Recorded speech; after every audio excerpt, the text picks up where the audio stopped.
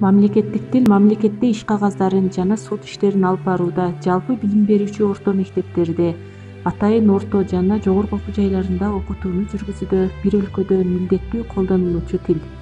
Кыргыз СССРинин Жогорку Совети тарабынан 1989 жылы 23 сентябрда Кыргыз СССРинин мамлекеттик тили жөнүндө мыйзам кабыл алынып, андан соң кыргыз тилине мамлекеттик тил макамы берилген.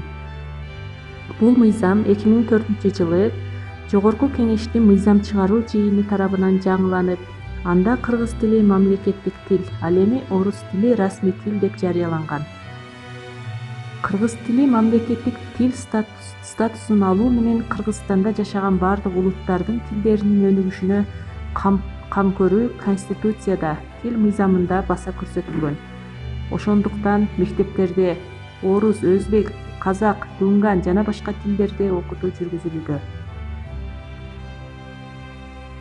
Кыргыз тилине мамлекеттик тил статусунун берилиши адилеттүүлүктү калыбына келтирүүгө болгон зор кадам. Ошону менен бирге коомдун руханий жаңыланууга, жаңыча ой жүгүртүүгө багыт алуусу. Тил улуттун баа жеткис зор байлыгы. Тил улуттук руханий курал. Ал улуттун мүнөзүн, өз алдынчалыгын айкындайт.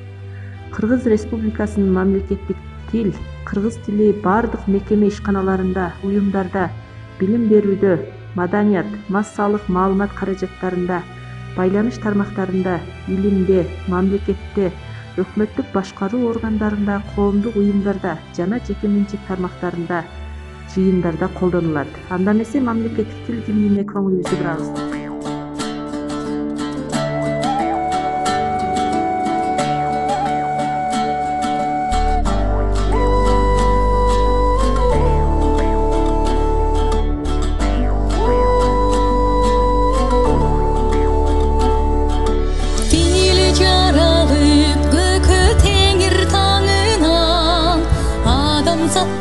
Dövlötüne buyurgan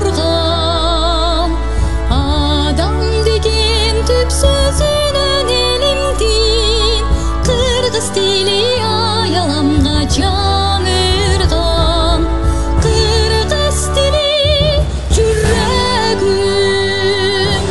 manasa tatu tutkan Kırgız dili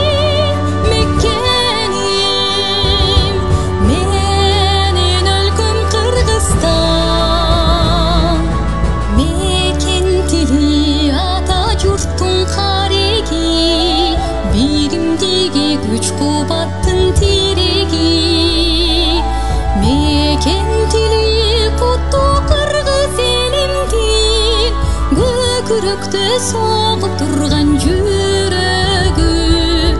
Kırgız dili yüreğim manasa tatu tutkan Kırgız dili